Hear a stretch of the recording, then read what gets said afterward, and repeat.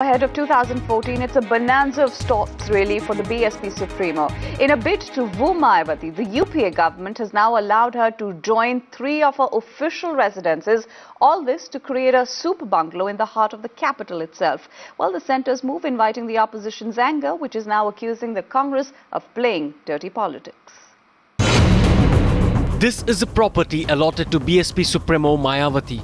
3 bungalows in one of New Delhi's swankiest localities. These bungalows, approved by the Central Public Works Department, are a privilege meant only for ministers and secretaries. But the government making an exception in Mayawati's case. In addition, a move by the Income Tax Department to release 400 crore rupees belonging to Mayawati's brother, raising eyebrows.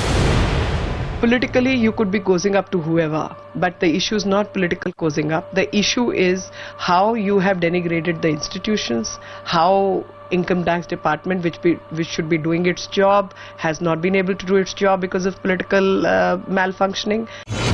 The opposition lapping up the opportunity to take on the UPA government for reaching out to Mayawati.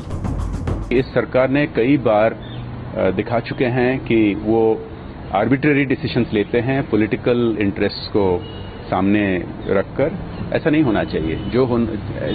इस मामला में जो property bungalow रहने के लिए दिया जाता है उसके रूल्स होते हैं और रूल्स के मुताबिक ये होना चाहिए.